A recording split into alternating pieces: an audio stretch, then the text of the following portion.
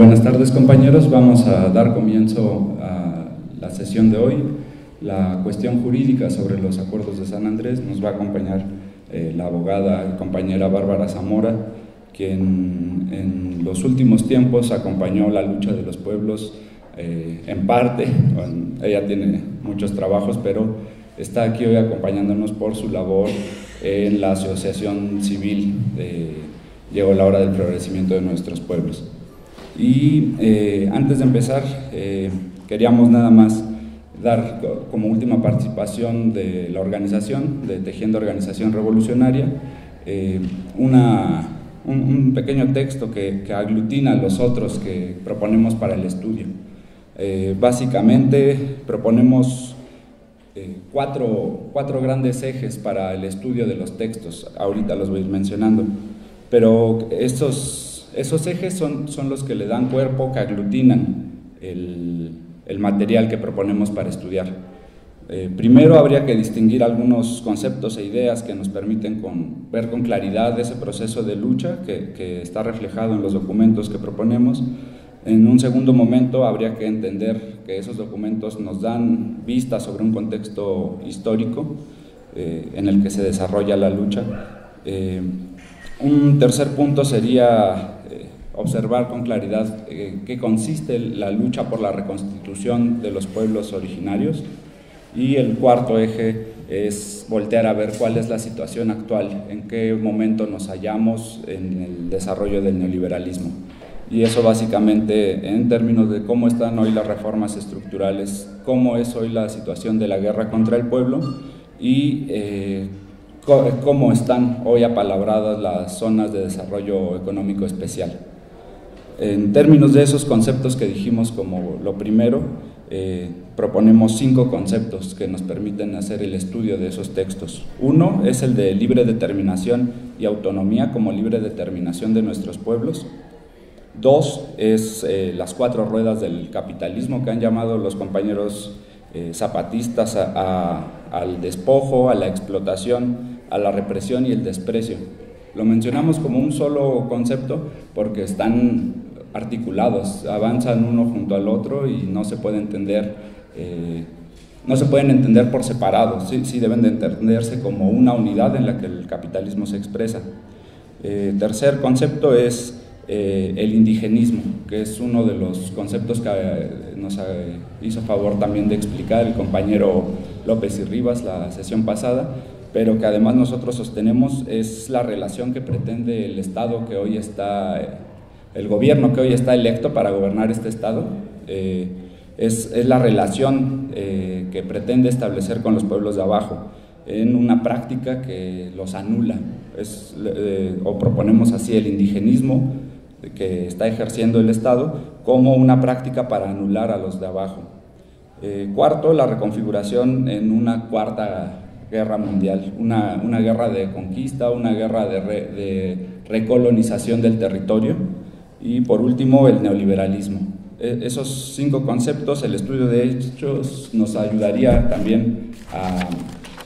a acomodar los textos que proponemos, que están ahí para su estudio, que están ahí para posicionarnos en cómo vamos a transformar esta realidad que hoy nos ha tocado.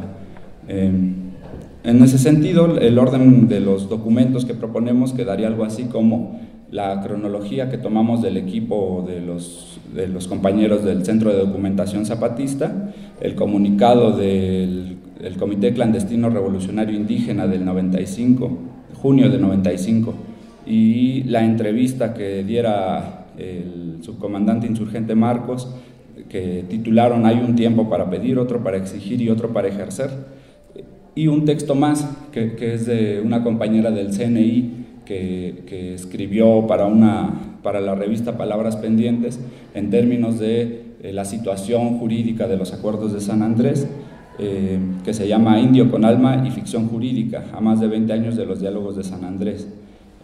Nos brindan una mirada del movimiento indígena o los motivos del movimiento indígena del 94 hasta más o menos 2003, que hay un ejercicio por intentar un amparo contra la contrarreforma indígena de 2001. Habría que ver eso como El resumen de estos textos, de este contexto histórico, sería algo así como, dada la coyuntura, dada el movimiento indígena de esa época, se abren puertas para transformar al Estado mexicano, para hacer una reforma al Estado mexicano y la relación que establece el Estado contra los pueblos originarios, y ese camino lo cierra el mismo Estado. Ese camino de diálogo, ese camino de buscar los acuerdos que reconstituyeran a los pueblos indígenas y sus territorios en nuestro país, lo fueron cerrando paso a paso los tres niveles de gobierno. Los tres niveles de gobierno, los tres partidos que en ese entonces estaban dando el dominio del México electoral, y además los tres poderes de lo que es el Estado mexicano, tanto el judicial como el ejecutivo como el legislativo. Y junto a estos textos que nos dan una mirada a ese pasado reciente de México, está un texto del 93, o del 92 más bien, que se llama Chiapas, el sureste en dos vientos, que básicamente lo que hace es mostrar con esas cuatro ruedas del capitalismo que mencionábamos cuál era la realidad en la primera parte de la década de los 90 o finales de los 80 en Chiapas, ¿no? En términos de la explotación, el despojo, la represión y el desprecio que establece el dominio capitalista sobre los pueblos originarios de Chiapas. Claro que habría que estar haciendo este ejercicio para todo nuestro país. También están en la página de internet los convenios, el convenio 169 de la Organización Internacional del Trabajo y los 4 documentos que componen los acuerdos de San Andrés. Y habría que ver estos documentos como pues ese referente histórico en el que se asentó la propuesta del movimiento indígena hacia el Estado mexicano y hacia la sociedad en términos de una reforma. Y habría que verlos también como un momento que los pueblos originarios han tenido que seguir organizándose. Es una especie de instantáneo, una especie de fotografía del proceso de lucha que en ese momento estaban dando los pueblos originarios. Y por supuesto habría que pensar esos documentos a la vista de la traición del gobierno que acabábamos de mencionar. Y para eso funciona muy bien los cuadros comparativos que también los compañeros de C2 nos tienen ahí en su página de internet, que están compilados también en la página de internet de TOR, que comparan cómo está escrito, qué aspectos están descritos en el convenio 169 referente a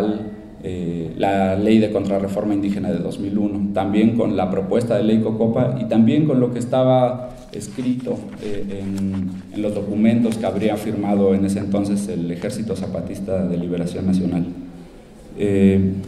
Y por último,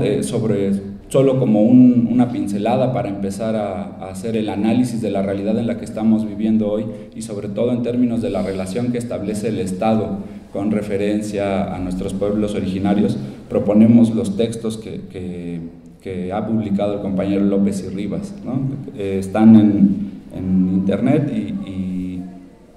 y son básicamente 3 o 4 artículos que el compañero ha publicado y que nos permiten entender el proceso que hoy vivimos en términos de lo que los acuerdos a los que se había llegado en 96. Solo esto lo decimos porque es una especie de un mini programa para ponernos a estudiar en términos de qué es lo que viene, qué luchas van a hacer falta en términos del reconocimiento de nuestros pueblos originarios, y eso, que si estamos aquí hoy por las razones de estudio que nos tienen aquí, en realidad es la cuestión de la lucha la que nos está llamando a esta necesidad de estudiar. Entonces, siendo así, cierro la participación, los llamamos a que en sus espacios se organicen también para el estudio de esta situación que comentamos acá, y sin más le doy la palabra a la compañera Bárbara. Gracias y gracias por su presencia, pero ¿podrían bajarse más cerca de nosotros? Porque están hasta arriba, los veo muy lejos. y como somos muy poquitos, es mejor más cerquita, y vamos a hacer la charla más como en forma de charla y no como exposición nada más. Muchas gracias. Pues la primera cosa que quiero decir es que yo participé personalmente por invitación del EZLN en los diálogos de San Andrés desde que empezaron en 1995 hasta cuando el EZLN decidió suspender el diálogo porque pues no se avanzaba en nada con el gobierno federal, y lo que se firmó en febrero del 96 pues no lo cumplió el gobierno, y en la siguiente mesa, que era Democracia y Justicia, no llegamos a ningún acuerdo, y pues no se pudo, a pesar de que se agotó todas las fases de ese tema de Democracia y Justicia, pues no se puede llegar a ningún documento que pudiera también ser firmado por el EZLN y el gobierno federal, porque en esa mesa que se llamaba Democracia y Justicia, nosotros no pudimos llegar a un acuerdo ni siquiera en el título del documento con el gobierno federal, porque poníamos que era un diagnóstico el que hacíamos los asesores del EZLN, y el gobierno decía que no era diagnóstico. Entonces todo el documento se quedó en corchetes, y pues ya el EZ decidió que tenía que suspender porque era estéril y ocioso seguir en ese diálogo. Entonces pues estuve directamente desde que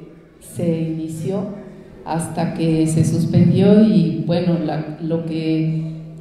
quiero decir aquí es que a raíz de la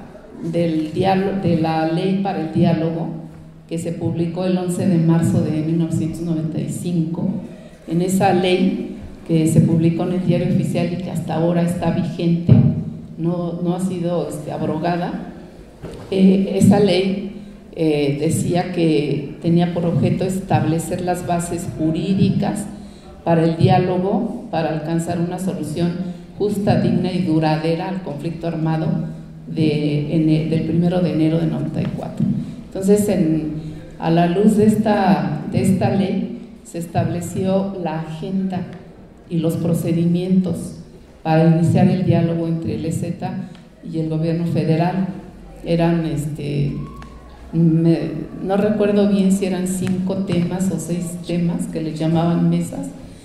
y bueno, la primera era derechos y cultura indígena, que es donde se pudo firmar los acuerdos que se llaman los acuerdos de San Andrés, y realmente fue muy complicado, muy difícil que se pudiera llegar a la firma de esos acuerdos, porque además de que el gobierno siempre estuvo saboteando el diálogo, que estaba en la mesa sentado supuestamente dialogando para encontrar una solución, pero por otro lado estaban reprimiendo a los ejidos y a las comunidades zapatistas y expulsándolos de sus tierras, y en fin, una serie de provocaciones que hacían los militares y los paramilitares. Pero a pesar de todo eso, el EZLN siguió en el diálogo y con nosotros, con ellos, y finalmente logramos que se pusiera en el documento y se firmaran los acuerdos de San Andrés. Y estos acuerdos, las partes convinieron, se pusieron que la COCOPA, que era que todavía la Comisión de Concordia y Pacificación, redactara una propuesta con la forma jurídica para que se pusiera como una adición o reforma a la Constitución, y que se elevara a rango constitucional el reconocimiento de los derechos y la cultura indígena. La COCOPA presentó la propuesta, el EZLN la aceptó, y el gobierno dijo que no la aceptaba, a pesar de que ya los acuerdos los habían firmado, pero ya en la redacción que hizo la COCOPA el gobierno dijo que no, y entonces hizo una contrapropuesta diciendo que la propuesta de la COCOPA iba a pulverizar y a desintegrar la República y que se iba a balcanizar, porque se iban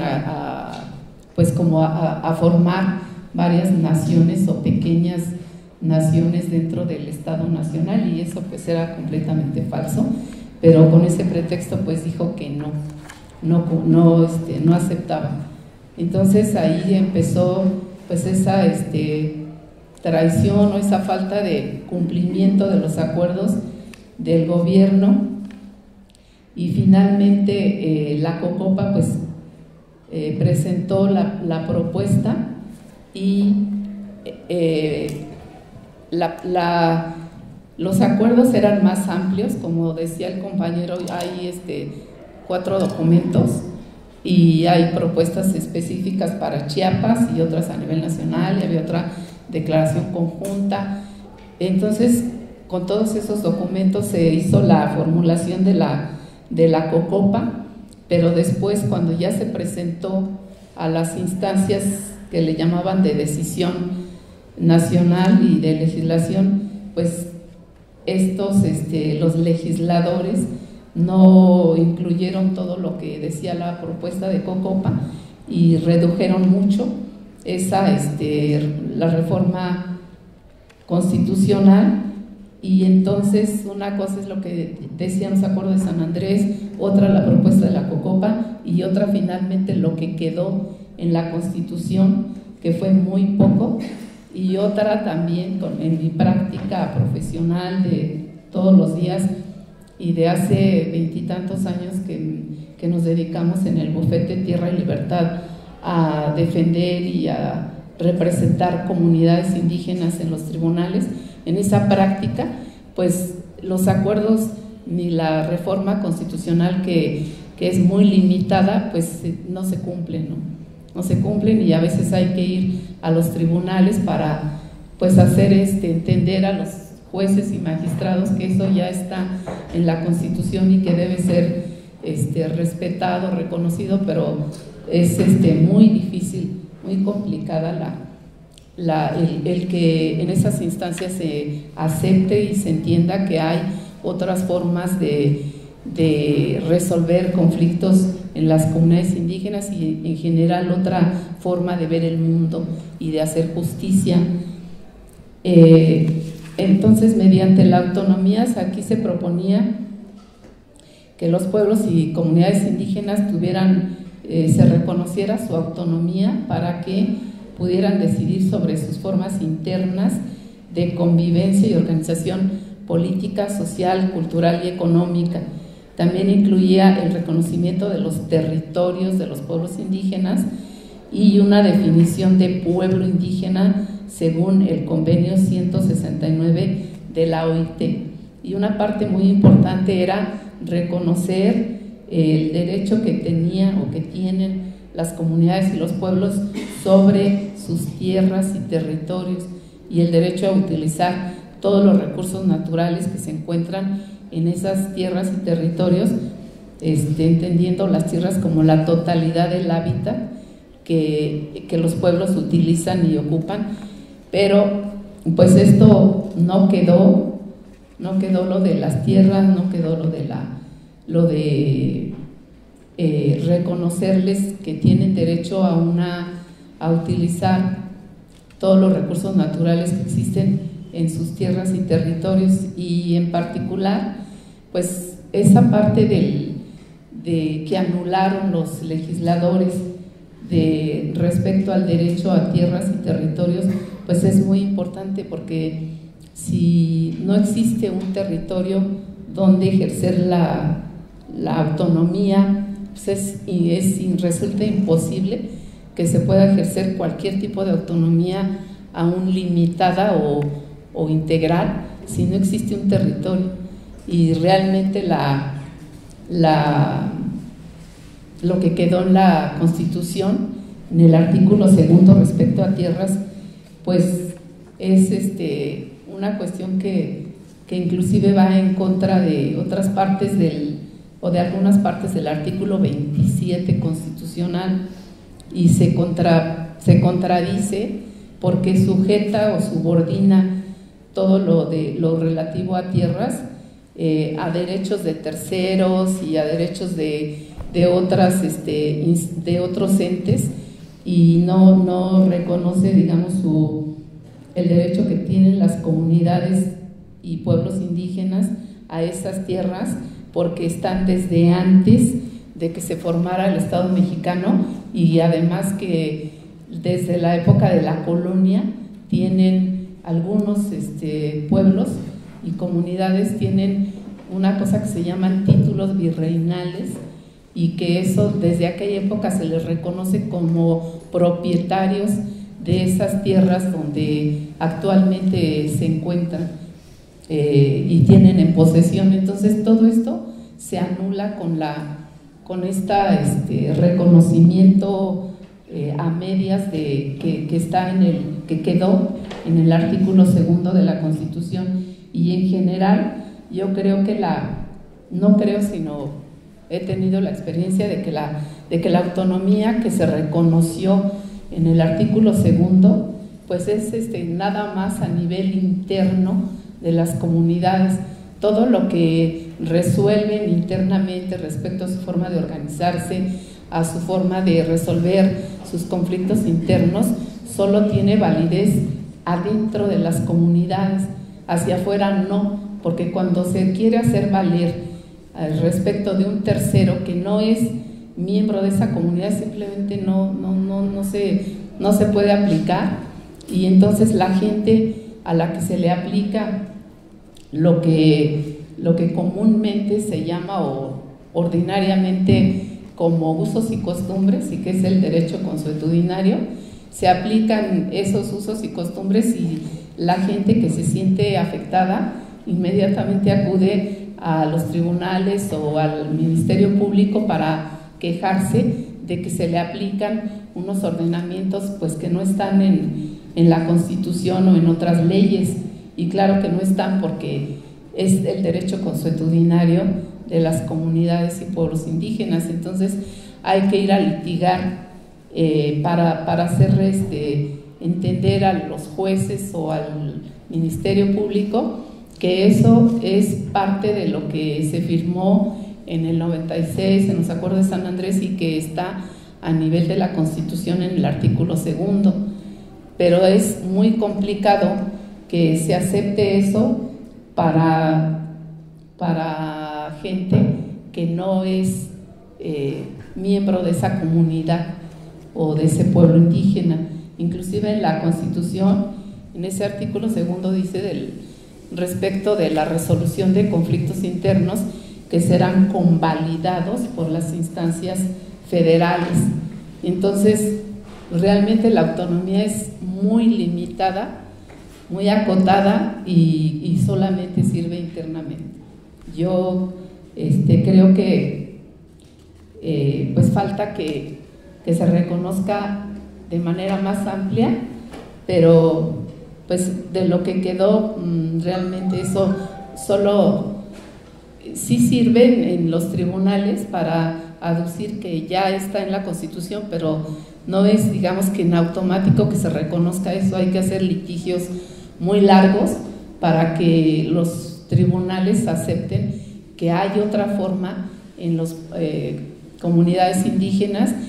de resolver esas cuestiones que no están en el derecho positivo mexicano. Y tenemos un ejemplo que litigamos en el estado de Hidalgo,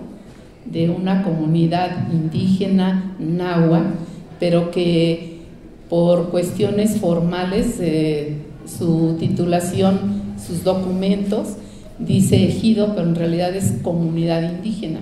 Entonces ahí también lo de la autonomía no es para los ejidos, solamente es para las comunidades indígenas, y en este caso hay una comunidad indígena con su lengua y sus costumbres y todo, pero como jurídicamente es ejido, entonces a esa comunidad no se le aplican estas disposiciones del artículo 2 de la autonomía. O sea, los problemas son muy complejos y no, pues no, todo eso no, creo que no se prevé o no se previó ni ahorita, pues tampoco es muy fácil que eso se acepte. En este caso, que es un ejido, comunidad que se llama Cochotla, y que la mayoría de las personas no están en una cosa que se llama el censo, y por lo tanto no pueden participar en las asambleas donde se decide pues todo lo que se relaciona con esa comunidad, tanto de sus tierras como de la forma de organizarse o de hacer las fiestas o de todo. Se toman las decisiones de manera colectiva en esas asambleas, pero la mayoría de ellos no están en ese censo y por lo tanto no pueden participar en las asambleas ni tomar decisiones. Entonces iniciamos un litigio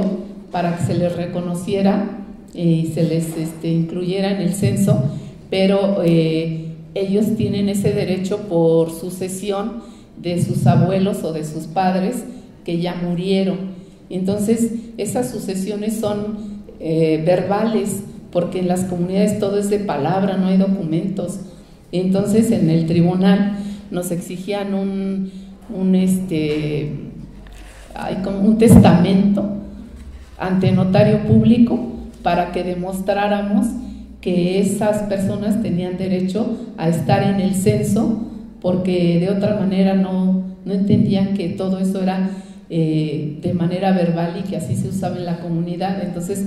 tuvimos que acudir a ¿cómo se llaman estos? Dictámenes antropológicos, dictámenes en antropología, para que un antropólogo dijera que sí, en esa comunidad así se hacían las sucesiones de los derechos sobre las tierras. Y hasta entonces, después de 6 años de litigio, el tribunal aceptó que efectivamente ese derecho que tenían pues era distinto y se ejercía de una manera distinta al Código Civil, que allí sí hay un testamento y la persona que fallece dice a quién le quiere dejar por escrito sus bienes, ¿no? Pero acá no es así. Entonces 6 años de litigio para que se entienda que en el artículo 2 dice que se debe respetar en los litigios y para tener un acceso a la jurisdicción del Estado, porque eso también es supuestamente el derecho que quedó en el artículo 2, tener pleno acceso a la jurisdicción del Estado. Y entonces en ese punto, pues el pleno acceso a la jurisdicción del Estado, pues se vio, o sea, tuvimos que litigar 6 años para que se entendiera que en esa comunidad se regía por otro tipo de prácticas y de organizativas y de sucesión que no están en el Código Civil. Entonces, esto, pues, lo de la autonomía que yo digo pues que está demasiado limitada, tanto en ese tipo de cuestiones como en otras. Aquí hay integrantes que invitamos de una comunidad indígena del Estado de México, que es la comunidad de San Miguel Xoltepec, es comunidad indígena nahua, que ellos también han enfrentado problemas muy difíciles, que inclusive fueron llevados judicializó ahora con el nuevo sistema de justicia penal, la Fiscalía judicializó un expediente y fueron llevados ante juez de control acusándolos de daño ambiental, cuando ellos tienen desde tiempo inmemorial que cuidan su bosque, un cerro que se llama del Elefante, y lo están reforestando cada año, sembrando cientos de árboles, y porque cortan un árbol los acusan de daño ambiental. Entonces, también en este sentido, pues la autonomía debía servir para que ellos decidieran, como dice ahí, su forma de organización económica, y eso pues tiene que ver con eso de la economía de la comunidad, pero no No es posible que simplemente se entienda que así son las cosas, sino que hay que hacer los litigios largos y cansados. Bueno, y entonces en este momento, ¿cuál, digamos, sería la utilidad, o si todavía son vigentes la exigencia de cumplir los acuerdos de San Andrés? Yo creo que en primer lugar, los únicos que pueden decidir si les interesa el cumplimiento o no son las partes que lo suscribieron. Jurídicamente es el EZLN con el gobierno federal, entonces es el EZLN que tendría que decir sí exijo que se cumplan los acuerdos de San Andrés o ya no me interesa, ¿no? Pero digamos que yo no hablo por ellos, jamás podría hacerlo, pero mi opinión pues es que como las partes involucradas en esos acuerdos, en la firma de los acuerdos y como una cuestión jurídica, pues ellos son los que tienen la facultad legal de decir si quieren que se cumplan esos acuerdos todavía o ya no, y también si esos acuerdos son suficientes para resolver hoy el problema de los despojos que están sufriendo las comunidades indígenas, porque a 22 años de que se firmaron los acuerdos se han venido aprobando una serie de reformas constitucionales y de leyes secundarias que han transformado todo el marco jurídico nacional, todo, y en particular el marco jurídico en el campo, y han afectado de una manera radical la propiedad social de las tierras y han dejado de lado toda la protección que existía para comunidades y ejidos antes de la reforma del artículo 27, pero también después de la firma de los acuerdos de San Andrés. Y a raíz de las llamadas reformas estructurales, como la reforma energética, se han aprobado leyes como la de hidrocarburos o la ley minera, la de inversiones extranjeras, que tienen como finalidad intrínseca el despojo de las tierras y de todos sus recursos naturales de las comunidades y de los ejidos. Tienen esta ley de hidrocarburos, se aprobó en agosto del 2014, y entonces esta ley prevé que las actividades relacionadas con la industria de los hidrocarburos, que es el petróleo y todo lo que hay abajo en el subsuelo, tienen preferencia sobre cualquier otra actividad económica en el campo. Entonces los alimentos o lo que sea no tiene pues preferencia, sino todo lo que se refiere a la industria de los hidrocarburos, y en ese sentido esta ley establece la ocupación de las tierras de ejidos y comunidades y aún de particulares para instalar las cuestiones de la industria de hidrocarburos, la explotación, la extracción, la comercialización, todo lo que tiene que ver con la industria de hidrocarburos,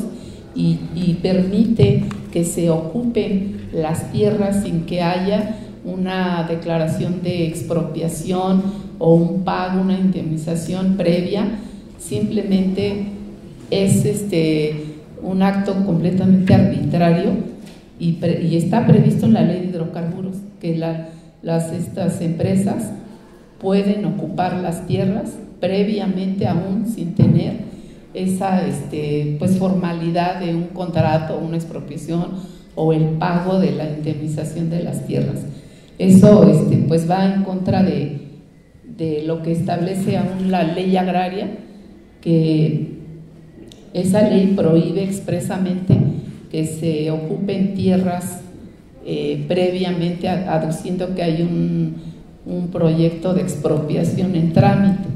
De todo eso, no importa que haya un expediente de expropiación, está prohibido que se ocupen previamente las tierras ejidales o comunales.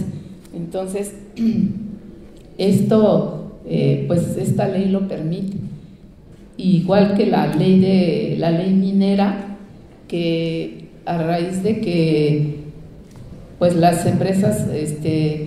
mineras han elegido a México como su paraíso para un supuesto desarrollo. El gobierno ha otorgado miles de concesiones en las tierras de las comunidades y ejidos, y estas empresas mineras, con la concesión que está prevista para 50 años, pueden también utilizar las tierras y hacer una que le llaman explotación a cielo abierto, y destruyen todo el pueblo, las tierras de cultivo, no solo las de cultivo, sino todo lo demás. Tenemos un caso en Guerrero de una minera que se llama Media Luna,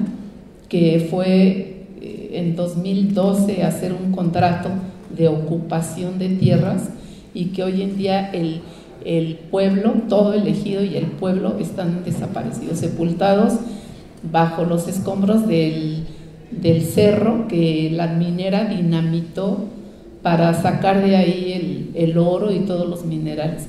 Entonces acordó supuestamente mediante un contrato que iba a reubicar a todos los habitantes, y no los reubicó en ningún lado.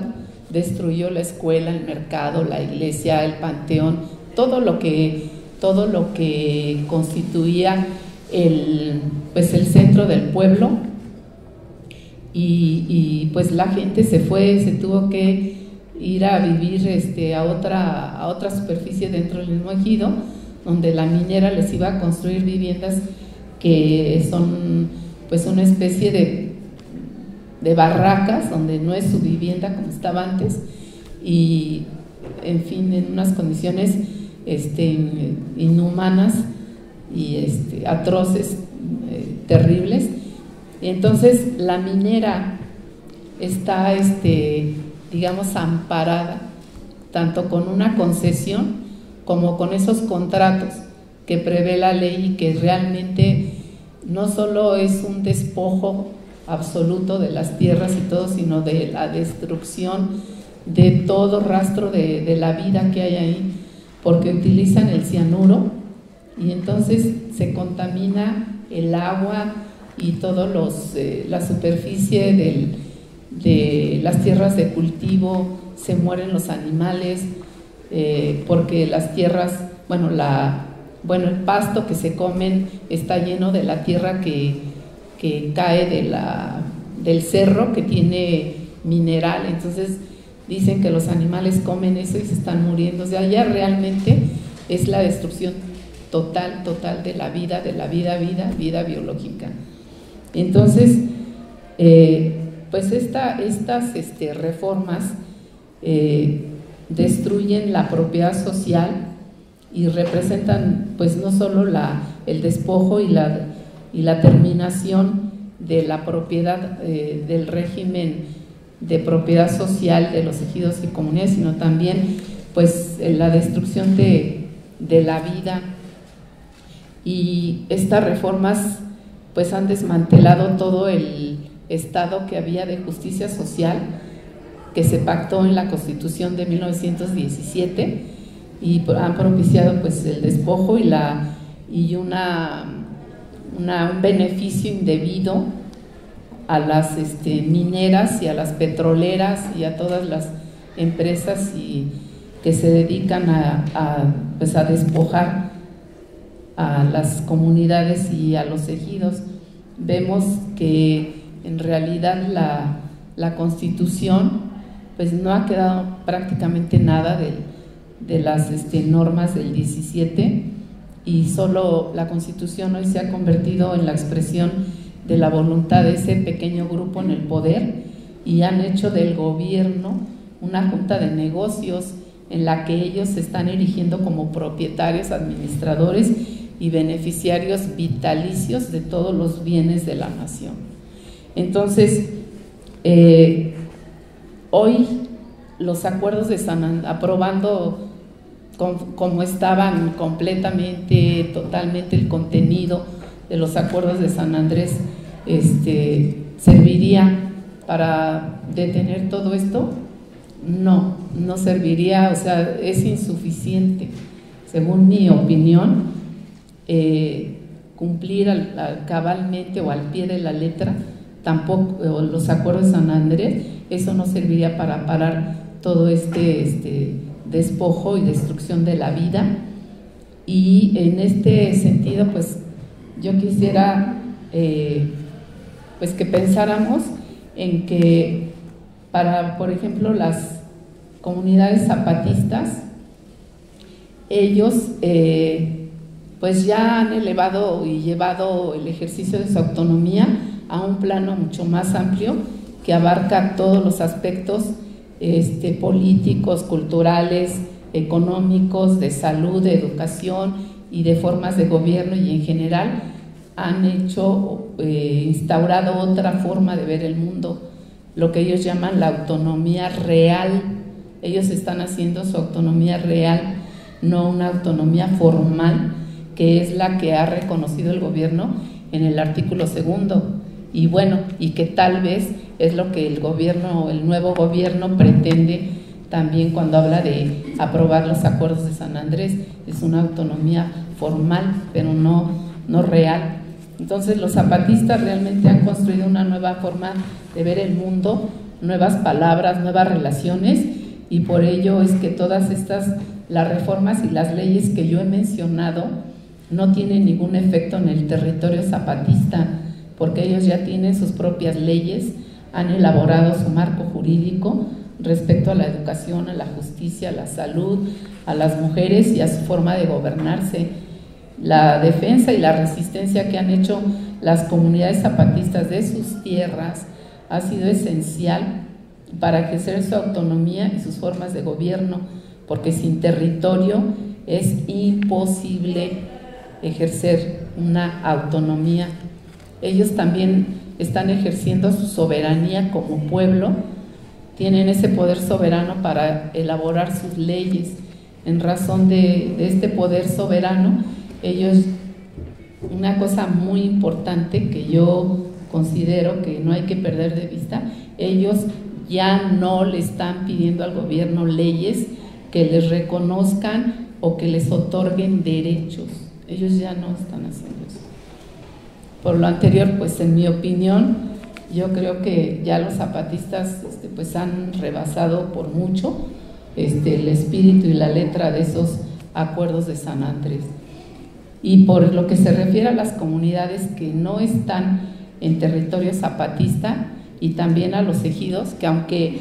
no están contemplados en los acuerdos de San Andrés, pero también enfrentan estas condiciones de despojo de sus tierras y de sus recursos naturales, no sería suficiente con aprobar los acuerdos de San Andrés si no se revisan al mismo tiempo, se derogan o se abrogan todas las leyes que conllevan el despojo y la destrucción de las comunidades y los ejidos. Y en primer lugar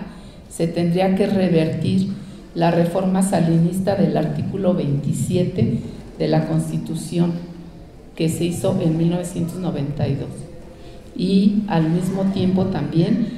hacer la revisión de estas leyes que mencioné, la de hidrocarburos, la ley minera, la de inversiones extranjeras, la ley de aguas, la ley forestal y tantas otras leyes que tienen que ver con el marco jurídico en el campo. Y también cancelar las miles de concesiones mineras que se han otorgado sobre las tierras propiedad de ejidos y comunidades, y que conllevan un despojo descarado y disfrazado de una pseudo legalidad mediante contratos que son totalmente lesivos para los ejidos y las comunidades. No sé si eso es todo mi participación. Creo que no estoy muy en la línea de otras personas que creen que aprobando los acuerdos de San Andrés ya se resuelve todo. Yo no soy de esa opinión, por todo lo que ya comenté, y sobre todo porque cada día que vamos a los tribunales nos enfrentamos con esa oposición de tribunales de implementar, aunque sea de esta manera tan limitada, la autonomía que está en el artículo 2. Entonces, para mí, hoy la vigencia de los acuerdos de San Andrés y aún la aprobación es totalmente insuficiente si no se revierte la reforma del artículo 27 y todas estas leyes que mencioné.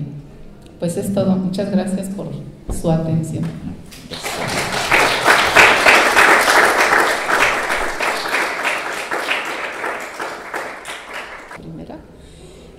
Pues yo creo que al nuevo gobierno o al que va a entrar en diciembre,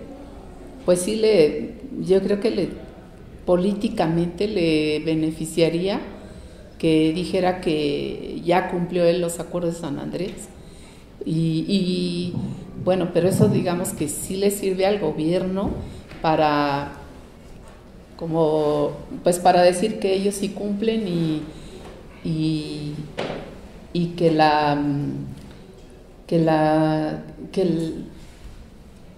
situación de los pueblos indígenas y las comunidades ya quedaría resuelta aprobando esos acuerdos. Yo creo que al gobierno le serviría de esas dos maneras, como para darse prestigio de que sí aprueba, y por otro como para decir es que ya está resuelto el problema porque ya se aprobaron los acuerdos de San Andrés, entonces ya no hay nada que hacer ahí, ¿no? Ya está su demanda de cumplir los acuerdos y ya está en la Constitución, entonces ya se resolvió el problema. Y yo creo que no, que sí hay que tener mucha claridad de que aunque se aprobaran, eso no resuelve nada, no resuelve el problema. O sea, los acuerdos de San Andrés sí servían, estaban muy bien hace 22 años, porque entonces en ese momento solo estaba la reforma salinista del artículo 27, pero hoy hay muchas otras reformas, como mencioné, y muchas otras leyes que en aquel momento no existían y ahora sí. Entonces esos acuerdos ya no son suficientes, y entonces sí hay que tener muy claro que aún que se cumplieran no es suficiente y que hay que exigir otras cuestiones como esta de revertir la reforma salinista del artículo 27, que es esencial, es un pilar fundamental, y que además en los documentos que el EZLN hizo después de que ya se suspendió el diálogo, hay uno que se llama Punto y Seguido, y allí es donde dice que el EZLN insiste en el grave problema agrario a nivel nacional y que tiene que ver con la reforma al artículo 27, que debe reformarse y recuperar o regresar al espíritu del constituyente de 1917, que es en las frases de Zapata, la tierra es de quien la trabaja y tierra y libertad. O sea, tiene que retomar el espíritu del constituyente de 1917, y esa es una demanda que sí está pendiente y en ese documento del EZLN. También, ¿qué consecuencias tendría si se echaran abajo los acuerdos? Pues bueno, en realidad no están aprobados, entonces no se pueden echar abajo, sino que siguen como en un impasse, como en suspenso esos acuerdos de San Andrés. Entonces no pasaría nada, porque en realidad no han sido aprobados tal como se firmaron. Y otra vez, pues digo, aunque se aprobaran como fueron firmados, pues ya no es suficiente. Si se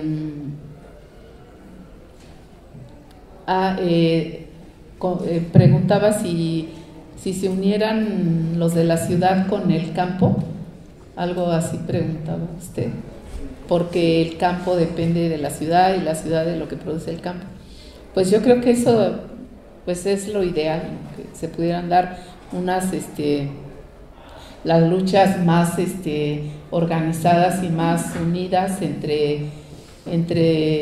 el campo y la ciudad, y yo creo que algo así tiene que ver la iniciativa que que mandó en los últimos comunicados el EZLN, donde dice que hagamos redes que ya no sean ni solo indígenas ni solo nacionales, que ya todos, o sea, que todos estemos organizados en esas redes que es de las triple R, Red, Rebeldía y ¿qué? Y Resistencia, Red, Rebeldía y Resistencia. Entonces la triple R es lo que ahora necesitamos hacer, pero precisamente ir más allá de lo nivel nacional o del nivel nada más del campo o de lo indígena o del ejido, sino ya todo a nivel más general de todos, de indígenas, no indígenas, campesinos y urbanos y citadinos y todo, ¿no? Yo creo que eso es muy importante y que pues sí deberíamos retomar esa iniciativa y trabajar con cada quien, que si realmente desde nuestros espacios pues hacer esa organización, esa red. ¿Y cuál sería la vía para eliminar la reforma salinista? Pues eso sí, jurídicamente depende de los legisladores, ¿no? Que hagan una otra reforma que retome precisamente lo que estaba antes en el artículo 27. Eso, digamos, jurídicamente eso es lo que procede, porque ellos ahora que dicen que tienen la mayoría, el nuevo gobierno en la Cámara de Diputados y de Senadores, sí tienen esa capacidad jurídica de eliminar esa reforma salinista y todas las demás reformas que se han hecho, como todas las reformas estructurales, la de hidrocarburos, la energética, la minera y todas las leyes que se han estado aprobando, pero yo dudo mucho que lo vayan a hacer. Entonces no es que el gobierno, o sea, porque la gente que haya ido a votar y ya piense que ya todo se resolvió, que el gobierno ya va a pues actuar porque tiene mayoría y todo, yo creo que no va a ser eso, no van a cambiar prácticamente nada, pero bueno, ojalá. Y yo creo que es una de las cosas que se tendrían que exigir, es que se revierta la reforma salinista del artículo 27, al mismo tiempo que si quieren aprobar los acuerdos de San Andrés. Pero esa demanda del artículo 27 es esencial porque tiene que ver con la tierra y el territorio de las comunidades y pueblos indígenas, y tiene que ver también con este despojo indiscriminado que están enfrentando todas las comunidades, ¿no? Y que las empresas mineras pues no tienen ninguna responsabilidad, a pesar de que destruyen y dejan sin pues la muerte y la destrucción por donde van pasando, no tienen que responder ante nadie y no tienen que pagar nada, ni inclusive no solo digamos que en el aspecto material, sino de vidas que han pues de las personas que han muerto por estar luchando por estos derechos, y que la minera contrata sicarios para mandar matar a los ejidatarios comuneros que se están oponiendo a esa destrucción. Y tenemos varios casos que la gente o muere o tiene que huir de su pueblo, de su ejido, de su comunidad,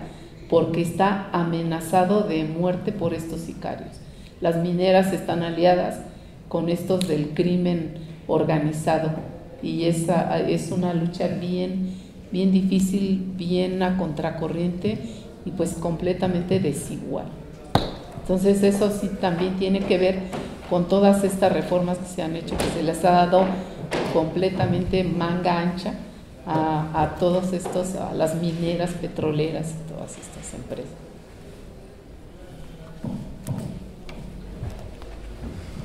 Me voy a permitir tomar la palabra un momento. Hace unos días, digamos, dándole seguimiento un poco a esto que comentas, hace unos días salió el informe de la relatora de derechos de los pueblos indígenas a nivel Organización Nacional de Naciones Unidas. El informe es un documento muy extenso, pero básicamente hay algunos puntos nodales que toca, que refieren a este tema que tenemos acá hoy, ¿no? Uno de ellos es la mayoría de los pueblos originarios o pueblos indígenas de nuestro mundo, no ni siquiera de nuestro país, sino de nuestro mundo, fundamentalmente América, Asia, África, están en una lucha permanente contra la explotación que devasta la naturaleza. Entonces la ONU los ve como defensores de derechos ambientales o defensores de cultura o defensores del idioma, etcétera. Hay muchas formas en que la ONU voltea a ver a los pueblos indígenas como defensores de derechos humanos. Pero bueno, en el informe también está asentado que en los últimos 10 años la persecución estatal y del crimen organizado en términos de asesinato contra defensores de derechos humanos ha sido fundamentalmente contra los pueblos originarios. O sea, algo así como que 6 de cada 10 defensores que mueren eran indígenas y estaban defendiendo su territorio, su historia, su cultura. Y frente a qué están, pues, ¿no? Es una cuestión sintomática, porque además en muchos estados-nación se lanzó también, como en México, un órgano de defensa de defensores de derechos humanos, orquestado desde el Estado. Y resulta ser que este órgano lo que está haciendo en realidad es entregar a los defensores de los derechos humanos. Mueren más personas que están protegidas por este supuesto de órgano de defensores, de defensa a los defensores, y en este espejo terrible y horroroso que es la cuestión de la minería en México, ¿no? Como les decíamos al inicio en la primera sesión, toda la costa Pacífico está marcada por la minería, tiene el rostro de un México explotado y despojado en el asunto de su territorio. Nosotros, vuelvo a insistir, ahí hemos plasmado unas cuestiones que se da en la organización indígena de los compañeros. El pueblo, la comunidad nahua de Santa María Ostula, justamente hacia el 2009 pidió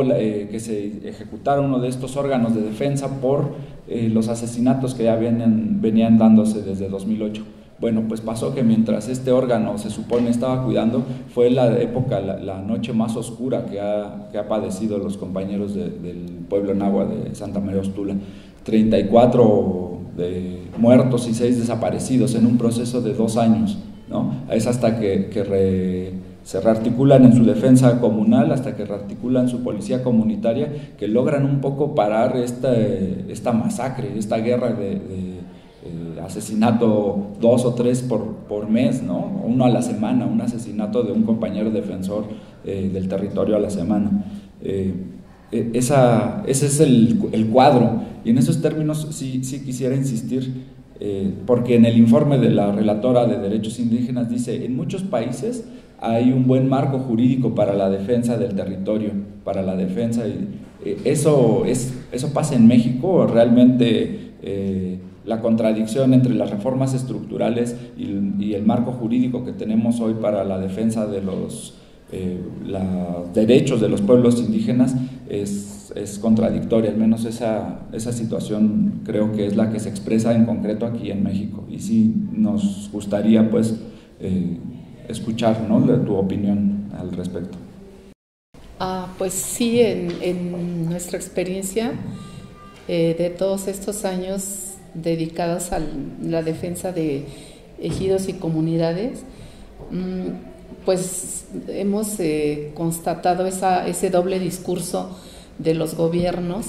que firman tratados y compromisos y protocolos y cosas para proteger medio ambiente o tierras o defensores, pero que solamente es pues como para imagen exterior, porque internamente no se respeta nada de eso, y inclusive es en contra, ¿no? Se revierte pues como la función de esas instancias que se crean supuestamente para defender pues comunidades o defensores del medio ambiente, pero que en realidad son instancias pues institucionales del gobierno que son para controlar o para mediatizar esas luchas, o al final de cuentas pues para eliminar a las personas que realmente, que convencidamente están luchando por su medio ambiente, sus recursos naturales y sus tierras. Esas instancias, en la experiencia que tenemos, en realidad no son para defender, sino son para imagen externa del gobierno, para dar una imagen de que sí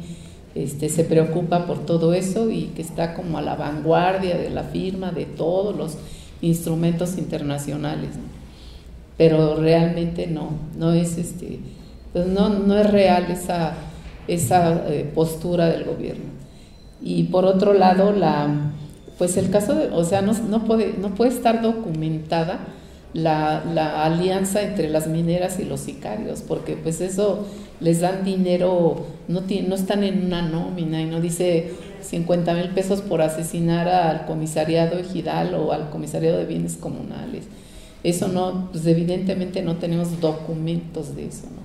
Pero sí personas que conocemos, que estamos representando en tribunales, que han tenido que salir de su ejido porque están amenazados de que si no se van y siguen la lucha los van a matar, y ya han venido los propios sicarios a amenazarlos porque están pagados por la minera. ¿Y por qué dicen que están pagados por la minera? Porque ellos hicieron un paro en la mina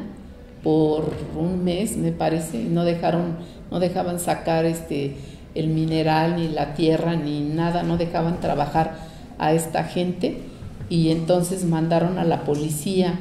estatal, como no pudieron, porque estaba todo el pueblo, porque además de que son trabajadores de la mina, también son ejidatarios,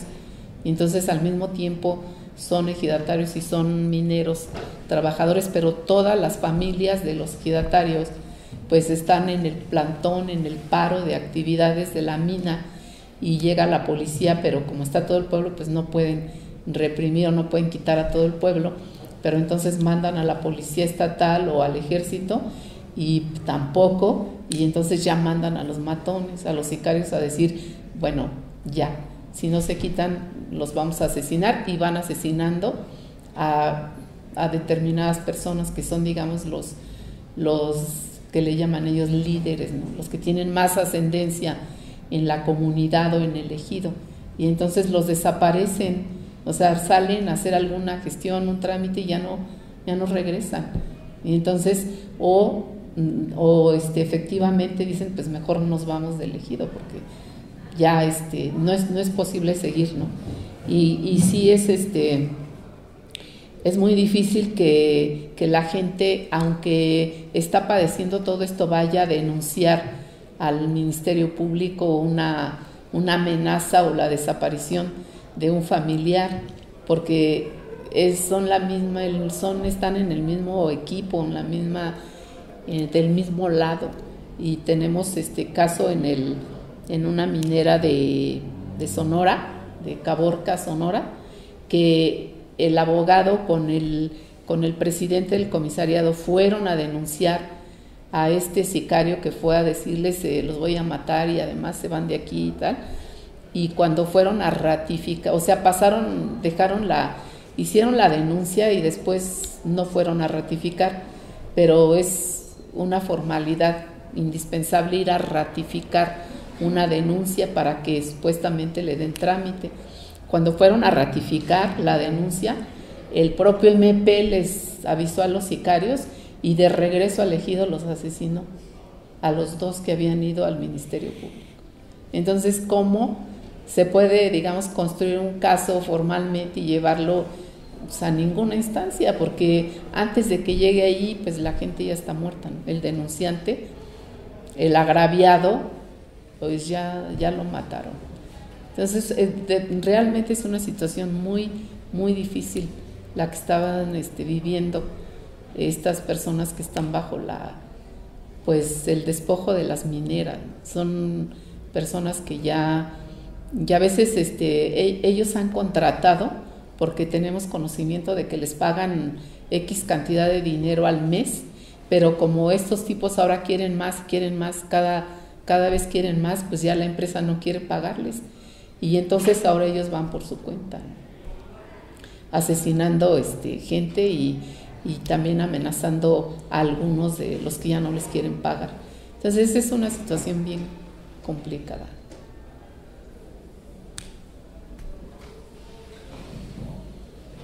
¿Y cuál es la herramienta para pues organizarse, ¿no? Seguir organizándose y de las leyes, pues hay algunas recovecos en la ley, porque no puedo decir si es nuestro trabajo, es nuestra tarea de todos los días, que ninguna ley sirve. O sea, sí hay todavía algo, unos resquicios en los que podemos apoyarnos para seguir peleando en los tribunales, en el ámbito pues jurisdiccional, y defendiendo esos derechos en tribunales, pero sí está muy limitado y son procesos muy largos, muy largos. La gente se cansa, se desespera y bueno, son largos, desiguales, costosos, pero bueno, pues hay que hacer. Nosotros pues nos tenemos que hacer eso, porque ese es nuestro trabajo, ¿no? Y acompañar a las comunidades y ejidos que nos piden esa ayuda, esa representación. Pero pues yo creo que la mejor forma de hacer valer los derechos pues es organizarse. Y claro, las comunidades indígenas, los ejidos en general, están organizados desde hace cientos de años. O sea, ellos yo no les puedo decir organícense, porque pues ya vienen organizados desde siglos atrás. Y ellos, o sea, hablo de la comunidad de San Miguel Choltepec, y luego de Tepoztlán y otras comunidades que estamos representando, pues ellos están organizados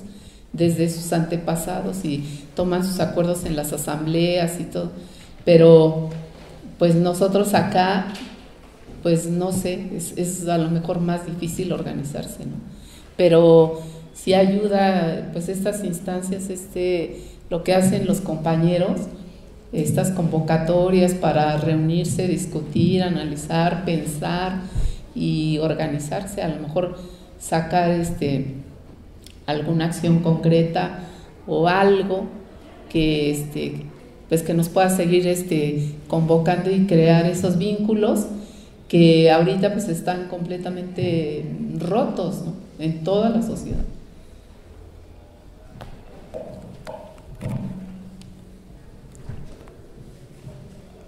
Bueno, desde que empezamos la cuestión del seminario también hay otra cosa que hemos denunciado, que es el papel que va a tener para el nuevo gobierno y el despojo que pretenden hacer, como decíamos, iniciando de las zonas económicas especiales en particular, pero por supuesto de todo el territorio. Algunas cuestiones ahí de lavarse la cara con el derecho internacional. Veíamos la situación del papel de la consulta, que es un derecho indígena establecido en este convenio que suscribe México, que es el 169. ¿Cuál es la condición legal de ese derecho a la consulta en concreto? Sí nos gustaría que, aprovechando pues que eres especialista, eres abogada y además has acompañado la lucha de los pueblos, ¿cómo debería de ser una consulta en esos términos, que le diera cobertura verdadera al derecho que tienen los pueblos en términos tal cual del derecho, ¿no?, en términos jurídicos? Y la otra cuestión es ¿qué opinas tú de ese balance que tenemos nosotros, que va a ser una de las herramientas fundamentales para legitimar el despojo? La cuestión de la consulta y la cuestión, pues nosotros veíamos también que la cuestión que están llamando desde las campañas electorales al cumplimiento de los acuerdos de San Andrés es también esto, una bandera supuestamente progresista, que en realidad es un despiste, pues, ¿no? Que están situados por un lado, del lado de los empresarios, pero que quieren quedar bien con todo el pueblo de México, que en efecto salió a emitir su voto por ellos, ¿no? Entonces, no sé si alguien más tiene también algún otro comentario o pregunta. Pues respecto a la pregunta sobre qué hacías de la consulta a los pueblos, que es un derecho que está en el convenio 169 de la OIT, pues para mí ese derecho representa pues legitimar por parte del gobierno los despojos de los megaproyectos, o aunque no sean megas, sino proyectos o pequeños proyectos o medianos, porque ¿por qué les van a consultar a los pueblos, a las comunidades, si ellos ya tienen, o sea, instaurar un procedimiento de una consulta que viene de afuera, que viene del gobierno y de los propios empresarios que quieren hacer esos proyectos, a las comunidades? ¿Cómo puede ser si ellos ya tienen sus formas de decidir, de organizarse y las formas en que deciden lo que le conviene o no le conviene a la comunidad es a través de sus asambleas? Entonces yo creo que las asambleas, cuando determinan que no quieren tal o cual proyecto, eso es lo que se debe respetar por parte de las instancias del gobierno, y no decir vamos a hacerles la consulta porque es su derecho, pero entonces una consulta manipulada que organiza el propio gobierno y es nada más para decir sí, ya se hizo la consulta y el proyecto va, o sea, de todas maneras se va a hacer, y eso es darle un tinte de legalidad o de escuchar a las comunidades y a los pueblos indígenas, pero nada más para convalidar esos proyectos, megaproyectos, medianos proyectos que destruyen y despojan a las comunidades. Yo creo que pues esa famosa consulta no ha dado resultados en donde se ha hecho, o sea, no ha dado resultados para las comunidades, y sí ha dado resultados buenos para el gobierno, porque de todas maneras ha hecho sus proyectos allí, aunque la comunidad se oponga. Y esa consulta que está disfrazada de un derecho y que mucha gente defiende, el derecho de los pueblos a la consulta, pues yo lo veo como que en la realidad no está el derecho, sino es más bien un instrumento del gobierno para legitimar esos proyectos y legitimar el despojo. Jurídicamente no tiene ninguna validez esa consulta, porque las formas de organizarse y las instancias de decisión de las comunidades y de los ejidos son las asambleas comunales y ejidales, y eso está previsto en la ley y en la Constitución. Entonces no tiene por qué haber una instancia extracomunal o extraejidal para que decidan cuestiones que por ley son decididas en las asambleas. Entonces esa famosa consulta pues se contrapone con estas facultades y derechos que sí tiene la asamblea ejidal y comunal. Y pues como decía el compañero, los daños que el gobierno dice: cortas un árbol y te voy a procesar por delito ambiental y daño al medio ambiente, pero cuando ellos hacen esos megaproyectos, las carreteras y todo, destruyen miles de árboles y de flora y de fauna, y ahí no hay ningún delito. Ellos hacen sus proyectos de lo que sea, de turísticos, carreteros y de lo que sea, y no hay ninguna instancia que les reclame el daño que hacen al medio ambiente y todos los árboles que tiran y toda la flora y la fauna que destruyen. Entonces siempre hay un doble discurso y una doble forma de aplicar la ley que hace las instancias del gobierno, ¿no? Y finalmente lo de pues el ofrecimiento que hace, o bueno, no sé si es un ofrecimiento, nada más la declaración que han hecho de que no van a utilizar la represión del nuevo gobierno, pues yo no sé, o sea, la verdad yo no confío en el nuevo gobierno y en ningún gobierno. Sus promesas para mí son pues vanas, huecas, y se tendría que ver ya cuando estén en funciones cómo resuelven los problemas y las demandas de la gente, ¿no? Si realmente hay una solución a las demandas o hay represión con la policía o con grupos extra policiales o paramilitares. Pero pues eso, yo no sé, yo no tengo ninguna confianza